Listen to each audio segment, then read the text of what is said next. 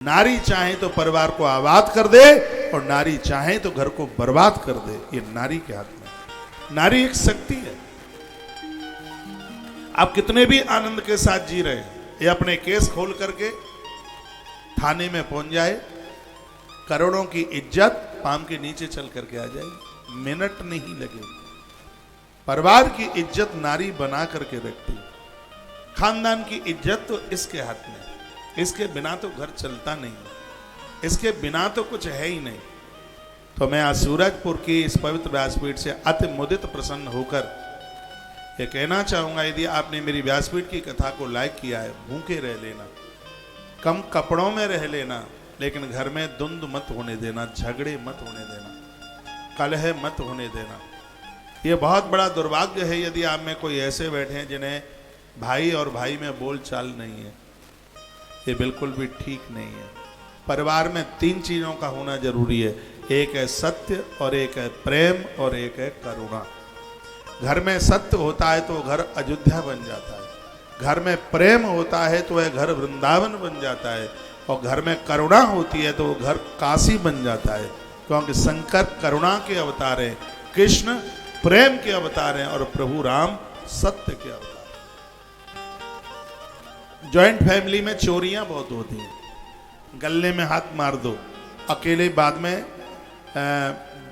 अलग अलग होंगे तब ये पैसा काम में आएगा, लेकिन चोरी का पैसा मोरी में जाता है, दवाइयों में चला जाएगा, बीमारियों में चला जाएगा। ईमानदारी कोई चीज, बड़े धन्यवाद के प्रतीक लोग हैं, ईमान ही जिनकी जिंदगी। जो जरूरत है, एक दिन और भी मैंने बोला मांग करके ले लीजिए, क्या चोरी करनी है। इतने बढ़िया लोग, इतने इंसान लोग, इतने अच्छे इंसान लोग, और उनके पास में ऐसी ये गलत हरकत आती है कि ज्वाइंट फैमिलियों में बहुत चोरी होती है, और ऐसे छिपा के रख देंगे, साड़ू के यहाँ भेज देंगे, ससुराल में भेज देंगे, और कोई साड़ू का मित्र वहाँ पता ही नहीं लगे किसी को।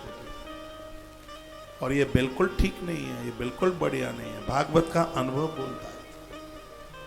और ये सब परिणाम, सुख दुख सब इसी धरती पर है, स्वर्ग और नरक सब इसी धरती पर है।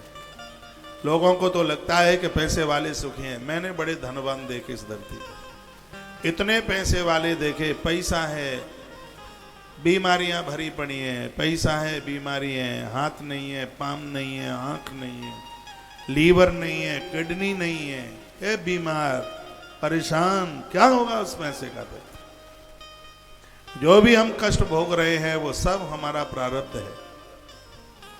पिछले बार तो प्रारब्ध हमें तो ठीक ठाक नहीं कर पाए, परेशानियां दिक्कतें आ गई, तो अब तो कुछ ऐसा कर लें भैया कि प्रारब्ध के ये दुखड़े कट जाएं। ये दान पुण्य क्यों होता है, पूजा पाठ तीर्थ यात्रा क्यों होती है? ये इसलिए होती है कि यदि पूर्व में हमसे कुछ गलत हो गया है तो किए गए पुण्यों के द्वारा उसको समाप्त कर दिया जाता है। तो ये इसलिए सत्कर्म, अच्छे काम इसलिए किए जाते। 7 दिन 7 रात्रि तक पानी गिरा, वहीं आ जाइए प्रसंग में। 7 ही दिन 7 रात्रि तक ही जल क्यों गिरा?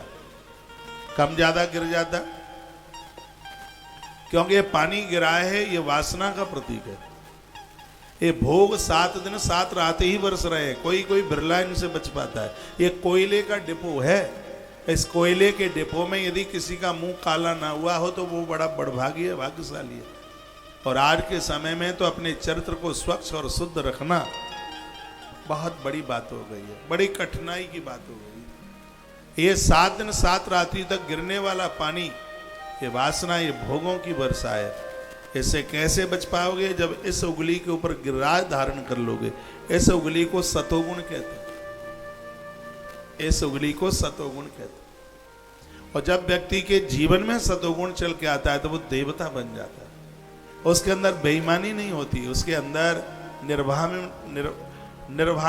उसके निरअभिमानी हुआ होता है, अभिमान होता ही नहीं, उसे अपनी जिंदगी की चिंता ही नहीं होती।